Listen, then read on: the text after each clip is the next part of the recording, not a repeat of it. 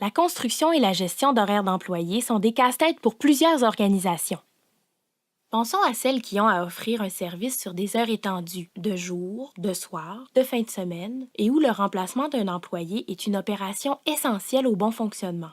Pensons aéroports, entreprises de services, municipalités, commerces de détail, services de santé, usines, bref, à toutes celles qui doivent avoir le bon nombre d'employés avec les bonnes compétences et au bon moment. Soyons un peu théoriques. Bâtir des horaires, c'est s'assurer de bien faire l'équilibre entre les besoins en personnel, les disponibilités et compétences de ses employés et les règles de travail de l'entreprise. Prenons maintenant un exemple, l'entreprise ABC. Je vous présente Richard, planificateur ou coordonnateur aux horaires, Sarah, employée dévouée, Marc, responsable des ressources humaines, et Barbara, PDG innovante qui a à cœur la productivité de son organisation et qui sait que cela peut se réaliser avec Richard, Sarah et Marc. Richard, planificateur structuré, souhaite passer moins de temps à faire les horaires et avoir à un seul endroit l'information sur la disponibilité et les compétences des employés.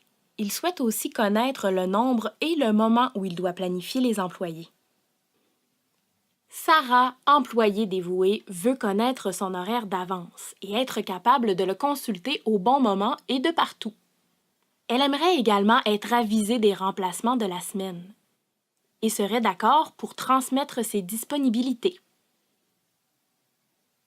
Marc, conseiller en ressources humaines consciencieux, veut s'assurer que les horaires produits vont bien respecter les règles de l'entreprise. Il veut savoir si Sarah a obtenu le minimum d'heures qui lui a été garanti. Il veut également savoir si Richard, le planificateur, a appelé les bons remplaçants en fonction de l'ancienneté lorsque Sarah a dû s'absenter. Barbara, dirigeante exceptionnelle et qui ne cesse d'innover pour augmenter la productivité de son entreprise, aimerait mieux contrôler ses budgets de main-d'œuvre.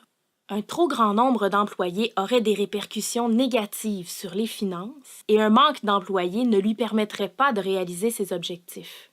Tous désirent que le bon nombre d'employés, avec les bonnes compétences, soit au bon endroit au bon moment. Avec ses années d'expérience, Richard, le planificateur, a développé une acrobatique feuille Excel. Bien que compris par Richard, ce fichier ne permet pas à Sarah de consulter son horaire à distance. Quant à Marc des ressources humaines, comment peut-il s'assurer que les règles de convention sont bien respectées? Pensons à Barbara. Comment peut-elle savoir d'avance combien coûtera la prochaine semaine d'horaire? Devra-t-elle attendre les prochains relevés de paie, ce qui veut dire une fois la dépense engagée? Et qu'arrivera-t-il de la feuille Excel quand Richard s'absentera?